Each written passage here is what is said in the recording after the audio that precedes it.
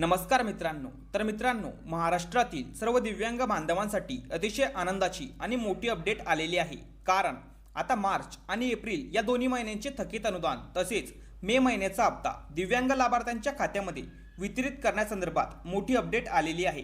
तर या संदर्भात सामाजिक न्याय व विशेष सहाय्य विभागाच्या अधिकृत वेबसाईटवर महत्त्वपूर्ण नोटिफिकेशन जारी करण्यात आलेली आहे। आणि मित्रांनो, सर्वात मोठी आणि महत्त्वाची बाब म्हणजे उद्यापासून टप्प्याटप्प्याने लाभार्थ्यांच्या खात्यामध्ये मार्च आणि एप्रिल महिन्याचे थकीत अनुदान तसेच मे महिन्याचा हप्ता जमा होण्यास सुरुवात होणार असल्याची माहिती प्रशासनाच्या माध्यमातून देण्यात आलेली आहे। परंतु मित्रांनो, हे अनुदान सर्व दिव्यांग लाभार्थ्यांना मिळणार नाहीये, तर फक्त जे लाभार्थी पात्र आहेत त्यांनाच हे अनुदान वितरित केलं जाणार आहे। तर नेमकं कोणत्या दिव्यांग लाभार्थ्यांना मार्च आणि एप्रिल महिन्याचे थकीत अनुदान तसेच मे महिन्याचा हप्ता मिळणार आहे आणि कोणत्या लाभार्थ्यांचे अनुदान थांबू शकते याबद्दलची संपूर्ण माहिती आपण आजच्या या व्हिडिओमध्ये जाणून घेणार आहोत। त्यामुळे हा व्हिडिओ नक्की शेवटपर्यंत पहा। तर मित्रांनो, एकीकडे मार्च आणि एप्रिल महिन्याचे थकीत अनुदान तसेच मे महिन्याचा हप्ता लाभार्थ्यांच्या खात्यामध्ये जमा होणार ही आनंदाची बातमी समोर येत आहे। परंतु दुसरीकडे शासनाच्या नव्या निर्णयामुळे अनेक दिव्यांग लाभार्थ्यांची चिंता देखील वाढलेली आहे। कारण मित्रांनो, आता हे अनुदान सर्वांनाच मिळणार नाहीये, तर फक्त पात्र आणि कागदपत्रे पूर्ण असलेल्या दिव्यांग लाभार्थ्यांनाच हे अनुदान वितरित केलं जाणार आहे अशी माहिती समोर आलेली आहे। विशेष म्हणजे ज्या लाभार्थ्यांकडे UDID कार्ड उपलब्ध नाही तसेच जे लाभार्थी तात्पुरता दिव्यांग प्रमाणपत्रावर लाभ घेत आहेत अशा अनेक दिव्यांग लाभार्थ्यांचे मानधन थांबवण्यात आले आहेत। आणि आता हाच मुद्दा हजारो दिव्यांग लाभार्थ्यांसाठी मोठी अडचण ठरत आहे। कारण अनेक वेळा 100% दिव्यांगत्व असतानाही सुरुवातीला दिव्यांग लाभार्थ्यांना तात्पुरते प्रमाणपत्र दिले जाते आणि काही दिव्यांग लाभार्थ्यांना 40% अपंगत्व प्रमाणपत्र मिळाल्यानंतर ते संजय गांधी निराधार अनुदान योजनेस पात्र ठरतात। पण नवीन GR मुळे अनेक खऱ्या दिव्यांग लाभार्थ्यांना योजनेचा लाभ मिळत नाहीये।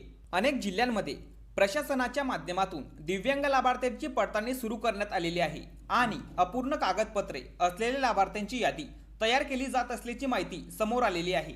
जर तुमचे कागदपत्रे पूर्ण नसतील तर तुमचे अनुदान थांबू शकते किंवा पुढील हप्ते जमा होण्यास अडचण होऊ शकते। त्यामुळे ज्या दिव्यांग लाभार्थ्यांकडे UDID कार्ड नाहीये त्या सर्व दिव्यांग लाभार्थ्यांनी तात्काळ त्यांनी लवकरात लवकर ऑनलाईन अर्ज करून किंवा संबंधित कार्यालयात संपर्क साधून प्रक्रिया पूर्ण करून घ्या आणि त्यांचं UDID कार्ड काढून घ्या आणि बँक खाते अपडेट करून घ्या। कारण आता शासनाने लाभार्थ्यांना लाभ वितरण करण्याच्या प्रक्रियेमध्ये अधिक कडक नियम लागू केले आहेत आणि फक्त पात्र आणि कागदपत्र पूर्ण असलेल्या लाभार्थ्यांनाच पुढील अनुदान दिलं जाणार आहे।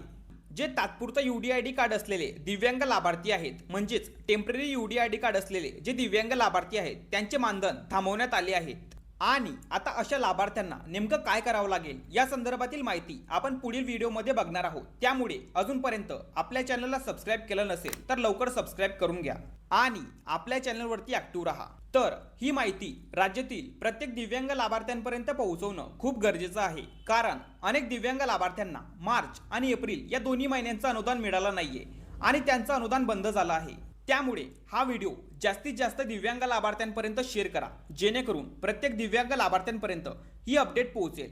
आणि शासनाच्या या निर्णयाबद्दल तुमचं काय मत आहे ते नक्की कमेंट करून सांगायचंय। आणि ज्या दिव्यांग लाभार्थ्यांचे हप्ते बंद झाले आहेत म्हणजेच मार्च आणि एप्रिल महिन्याचे हप्ते त्यांच्या खात्यात जमा झाले नाहीये त्यांनी त्यांच्या तालुक्याचं आणि जिल्ह्याचं नाव कमेंट करून सांगायचंय।